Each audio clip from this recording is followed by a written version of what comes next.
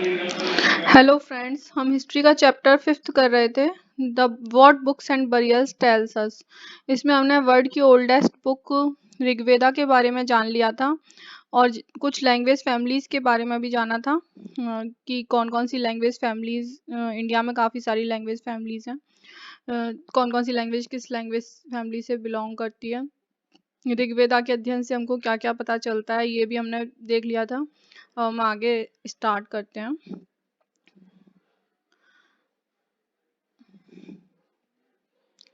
यहाँ से हमें करना है। Two words were used to describe the people or the community as a whole. One was the word jana, which we still use in Hindi and other languages. The other was wish. The word vaishya comes from wish. You will learn more about this in chapter 6. Several wish or janas are mentioned by name, so we find reference to the Purujan or wish, the Bharatjan or wish, Yadujan or wish, and so on. तो लोगों के समुदाय को हमने लोगों का तो जान लिया कि लोगों को किस तरह से डिस्क्राइब किया जाता था कि कोई किसान है, कोई ब्राह्मण है, तो और लेकिन जो पूरे समुदाय है, किसी कोई समाज है, उसको किस तरीके से डिस्क्राइब किया जाता था। तो उनको बोला जाता था, किसी समुदाय को जन या विश के नाम से जाना जाता था। तो जैसे कि इसमें कुछ ऋग्वेद में कुछ जनों का उल्लेख मिलता है, जैसे कि पुरुजन या भरत जन और यदुजन। जन वर्ड हम आज भी कई कई जगह पे लोगों के लिए यूज करते हैं।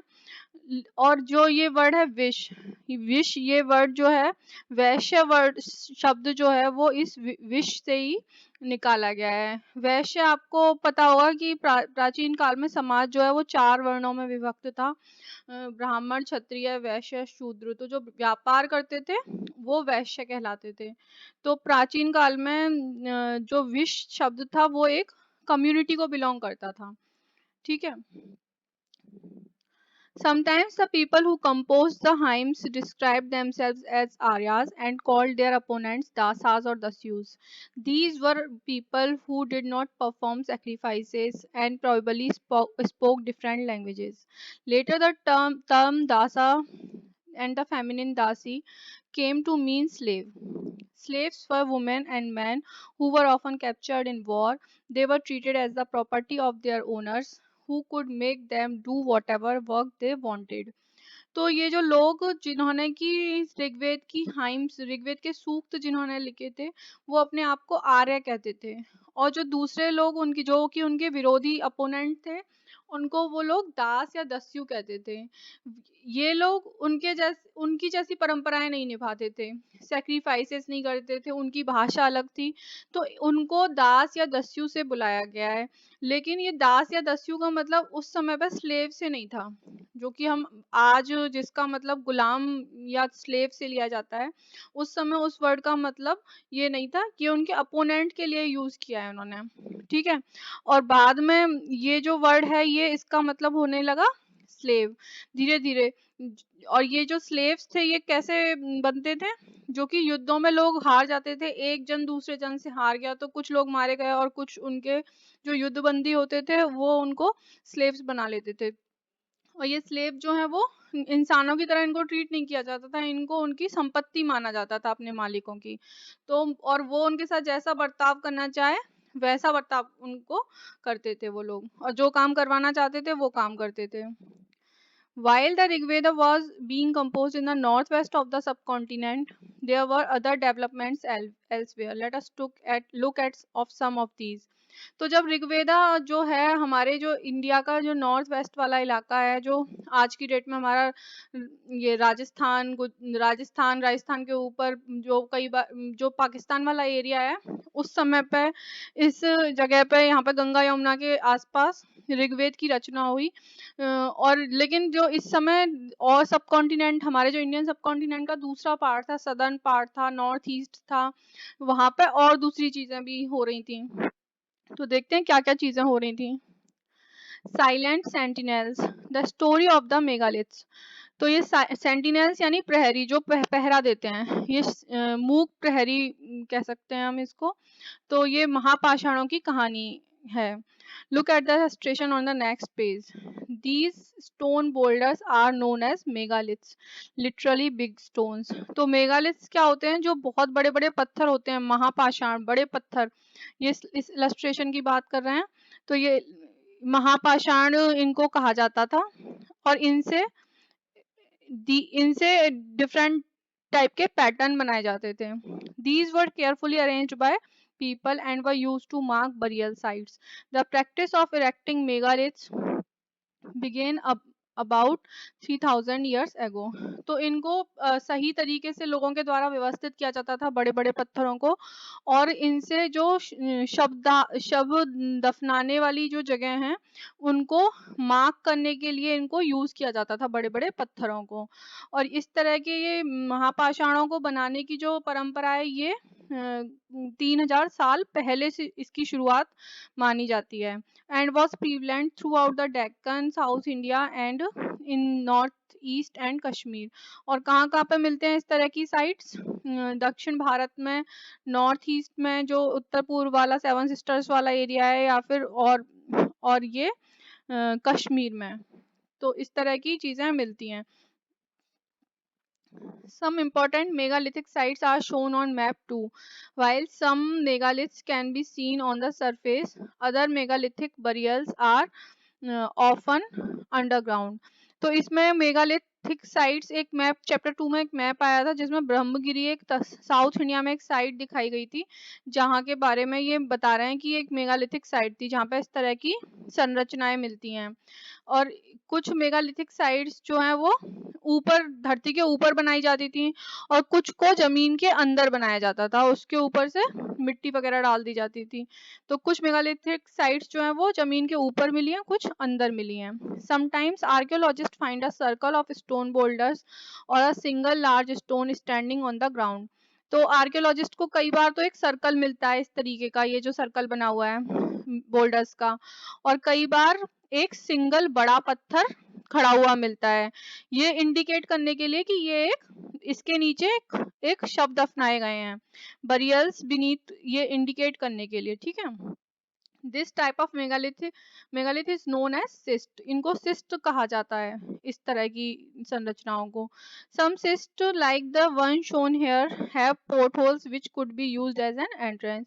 और इनमें कई बार एक पोर्ट होल, बड़े से होल भी बनाए जाते थे जो कि बाद में एंट्रेंस के लिए यूज किए जाते थे. बाद में फिर कभी उनको, और किस एंट्रेंस के लिए यूज किए जाते थे इसमें नीचे बताया गया है.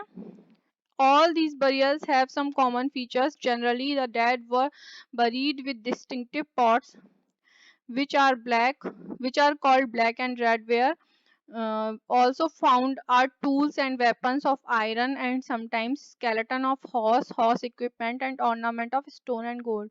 और ये जितने भी शव दफनाए जाते थे उनके कुछ कॉमन फीचर बताए गए हैं. ज्यादातर जो है उनके साथ कुछ सामान दफनाया जाता था, जैसे कि कुछ बर्तन, काले लाल मृदभांड, रेड एंड ब्लैक वेयर बोला जाता है.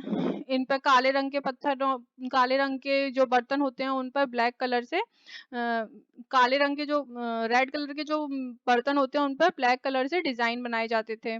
और कुछ जो है लोहे के बने हुए हथियार और औजार भी दफनाए गए थे, और हॉर्स का स्केलेटन भी कई जगह पे मिलता है. तो ये कॉमन फीचर है. इस तरीके से जो मेगालिथिक साइट्स बनाई गई हैं उनमें ये सारी चीजें, हथियार, औजार और आभूषण सोने के, पत्थर के, और बहुत सारी चीज, बहुत सारे बर्तन उनके साथ दफनाए गए थे. तो इस तरीके के ये हथियार भी इनके साथ, शवों के साथ दफनाए गए हैं इन मेगालिथिक साइट्स में. ये इसमें जो एक नाइफ जैसा दिख रहा है और एक्स जैसे हथियार दफनाए जाते थे. Finding out about social differences. Archaeologists think that objects found with a skeleton probably belong to the dead person. Sometimes more objects are found in one grave than in another. तो ये जो objects हैं, archaeologist जो पुरातत्वविद होते हैं उनका ये मानना है कि ये जो चीजें पाई जाती हैं किसी मेगालिथिक साइट में, वो जो है वो शव के साथ दफनाई गई थी, उनकी मतलब उस व्यक्ति की होती थी जिसको कि दफनाया गया है। और कई बार एक ही जो कब्र है उसमें कई एक से ज्यादा शव दफनाने के साक्ष्य मिलते हैं।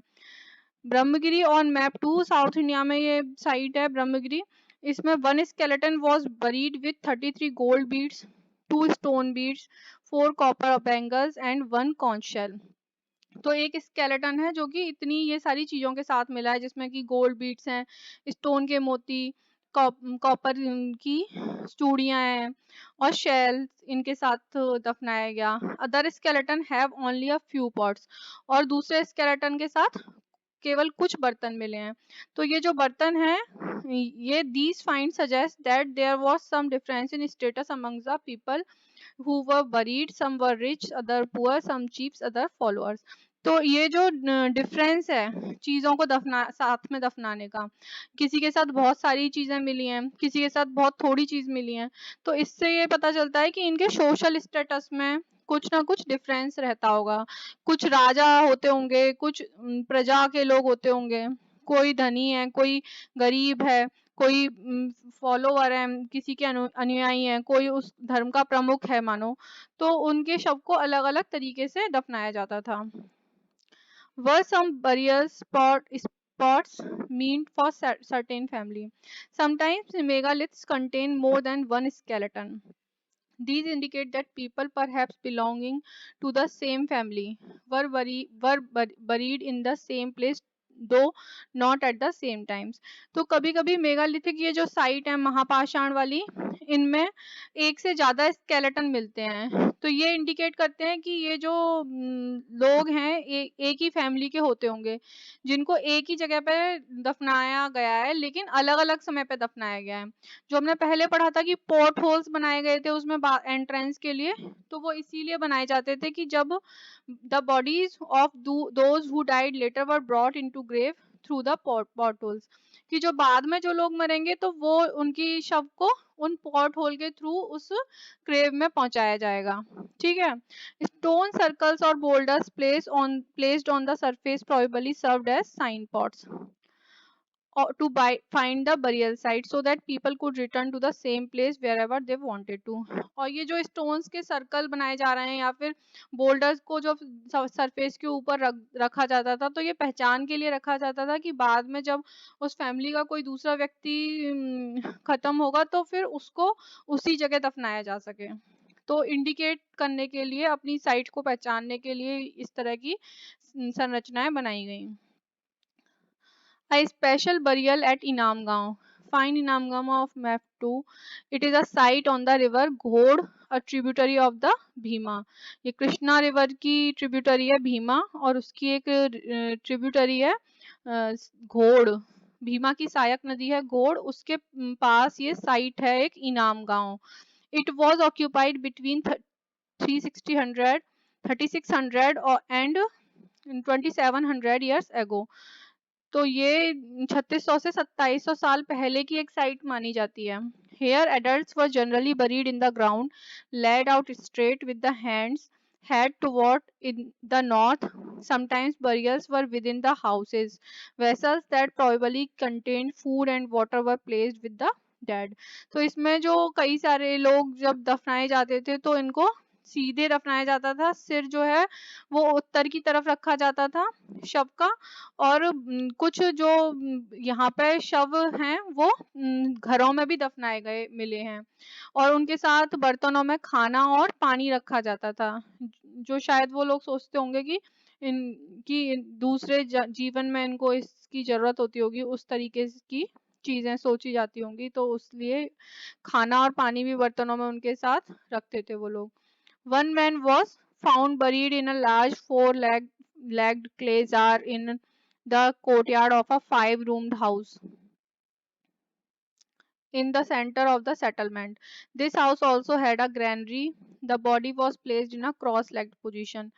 तो एक एक शव जो है वो एक बहुत बड़े 5-6 कमरों का एक घर है, उसके बीच में ये जो चौक होता है, वहां पर एक शव दफन किया गया मिला है, जो इसको कि एक बड़े से मिट्टी के संदूक में रखा गया है, 4 पैरों वाले में, और उसके शव के जो पैर हैं वो मुड़े हुए हैं। तो इस तरीके की अलग अलग रिवाज, अलग अलग चीजें अलग अलग जगह पर प्रचलित हुआ करती थी। तो उस समय की सोच के बारे में पता चलता है, इससे बहुत सारी चीजें इस तरीके की हुआ करती थी। Do you think this was the body of a chief? Give reason for your answer. कि कुछ लोगों को घरों में दफनाया जाता था, लोग एक फैमिली के लोगों को एक ही कब्र में दफनाया जाता था, तो इससे उन लोगों के दिमाग की मतलब सोच का पता चलता है कि फैमिली की क्या इम्पोर्टेंस रहती होगी। शव के साथ अलग-अलग शवों के साथ अलग-अलग चीज़ें मिलती हैं, तो उससे शव के स्टेटस, सोशल स्टेटस में डिफरेंस का पता चलता है। What skeletal studies tell us? It is easy to make out the skeleton of a child from its small size. However, are no major difference in the bones of a girl and a boy. तो बच्चे का skeleton जो है वो आसानी से पहचाना जा सकता है छोटे साइज की वजह से, लेकिन लड़के और लड़की के स्केलेटन को पहचानने में मुश्किल, कोई ज़्यादा जब स्केलेटन हो जाता है तो ज़्यादा डिफरेंस नहीं रहता, तो पहचानना मुश्किल हो जाता है। Can we make out whether a skeleton was that of a man और अ वुमन? तो कैसे पहचानते हैं हम कि किसका स्केलेटन है ये? Sometimes people decide on the basis of what is found with the skeleton. For instance, if a skeleton is found with jewelry, it is sometimes thought to be that of a woman. However, there are problems with this. Often men also were wore ornaments. तो कई बार लोग कैसे decide करते हैं कि उस skeleton के साथ, कंकाल के साथ क्या मिला है, और चीजें क्या मिली हैं। तो कई बार जब ज्वेलरी मिलती है तो माना जाता है कि किसी स्त्री का कंकाल है, लेकिन ऐसा आवश्यक नहीं है, क्योंकि पुराने समय में हम देखते हैं कि कई आदमी भी ज्वेलरी पहनते थे, तो इससे जो है वो सही तरीके से बताया नहीं जा सकता। A better way of figuring out the sex of a skeleton is to look at the bone structure. The hip of pelvic area of a woman is generally larger to enable child bearing. तो कई बार जो है skeleton को bone structure, हड्डियों की संरचना कैसी है, उनका कैसा स्ट्रक्चर है, उससे पहचाना जाता है। तो जो हिप वाला एरिया है वो मैन की तुलना में थोड़ा हैवी होता है, क्योंकि वो बच्चे को जन्म देती हैं, तो इसीलिए उससे पहचाना जा सकता है। These distinctions are based on modern skeletal studies. तो ये आधुनिक संरचना, शरीर रचना विज्ञान जो है उसके आधार पर ये विभेद जो है हम पहचान सकते हैं। About 2000 years ago, there was a famous physician named Charak who wrote a book on medicine known as the Charak Samhita. There he states that the human body has 360 bones. This is a much larger number than the 206 माना जाता है आजकल bones that are recognized in modern anatomy. Charak arrived at this figure by counting the teeth, joint and cartilage. तो एक famous physician, आपने नाम सुना होगा उन्होंने करीब 2000 साल पहले एक बुक लिखी थी मेडिसिन की, जिसको चरक संहिता के नाम से जाना जाता है। एक प्रसिद्ध वैद्य थे चरक, और उन्होंने बताया था कि ह्यूमन बॉडी में 360 बोन्स होती हैं, लेकिन आज जो हम मानते हैं कि 206 बोन्स होती हैं, 206 बोन्स होती हैं, उससे बड़ा नंबर है ये 360। तो ऐसा माना जाता है कि शायद उन्होंने दांतों को और हमारे कार्टिलेज जो होते हैं और जो हमारे जॉइंट्स होते हैं उनको भी उन्होंने अलग अलग काउंट किया होगा, तो इसीलिए शायद उन्होंने 360 बोन्स बताए थे। ऑक्यूपेशन एट इनाम गांव। Archaeologist have found seeds of wheat, barley, rice, pulses, millet, peas, and sesame, bones of a number of animals, many bearing cut marks that show that they may have been used as food, have also been found. तो archaeologist को इनाम गांव में काफी सारे जो हमारे crops हैं, बहुत सारी फसलें हैं, उनके साक्ष्य मिलते हैं, सीड्स मिलते हैं, बीज मिलते हैं उनके, और बहुत सारे जानवरों की हड्डियां भी मिलती हैं, उन पे दांतों से काटने के निशान भी हैं, जिससे कि ये पता चलता है कि ये सारे जानवर उस समय खाने के लिए खाने के लिए वो लोग यूज करते होंगे। और क्रॉप्स कौन कौन सी मिलती हैं? गेहूं है, जौ है, चावल, दालें, ये बाजरा, मटर, तिल, ये सारी हमको फसलों के बीज मिलते हैं। These include cattle, buffalo, goat, sheep, dog, horse, ass, pig, sambar, spotted deer, black buck, antelope, hare, mongoose, besides birds, crocodile, turtle, crab and fish. तो ये सारे जो जानवर और सी फूड तो नहीं है ये यहाँ पे, ये जो नदी है इनाम गांव के पास, घोड़ नदी अभी बताया था पीछे, तो घोड़ नदी वहाँ पे क्या कहते हैं, फिश, क्रैब, टर्टल, क्रोकोडाइल, ये सारे भी इन सारे के इन सब के भी अवशेष मिले हैं। और मवेशी हैं जो हमारी काव, बफेलो, गोट, शीप, ये सारे जानवरों की भी हड्डियां मिलती हैं। तो इससे पता चलता है कि उस समय वहां पर ये सारे जानवर पाए जाते होंगे। There is evidence that fruit such as ber, amla, jamun, dates and variety of berries were collected. और ये सारे हमें जामुन, आंवला, खजूर, ये सारे इनकी हमें वहां पे वैरायटी मिलती है। Elsewhere find China in your Atlas. China India के बिल्कुल बॉर्डर, इधर नॉर्थ ईस्ट और ऊपर हिमाचल और उत्तराखंड से बॉर्डर लग, उत्तराखंड से नेपाल का बॉर्डर लगता है। तो ये चाइना हमारा पड़ोसी है, देख लीजिए। Around 3500 years ago we find some of the first evidence of writing in China. तो हमें 3500 ईयर्स, 3500 साल पहले राइटिंग लिखने के अवशेष जो सबूत मिलते हैं चाइना में। पहले जो एविडेंस है वो चाइना में मिलते हैं। These writings were on animal bones. तो कहाँ पे लिखा जाता था, ये जानवरों की हड्डियों पे लिखा जाता था। These are called oracle bones. ये जो है भविष्य बताने वाली हड्डियां कहलाती थी, ओरेकल बोन्स कहलाती थी।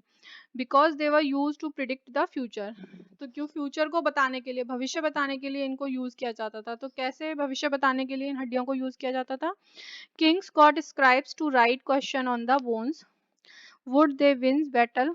तो राजा ने हड्डी के ऊपर क्वेश्चन लिखवाया कि क्या वे युद्ध जीतेंगे, would they the harvest be good, या फिर फसल कैसी अच्छी होगी, वुड दे हैव सन्स, क्या उनके बेटे होंगे।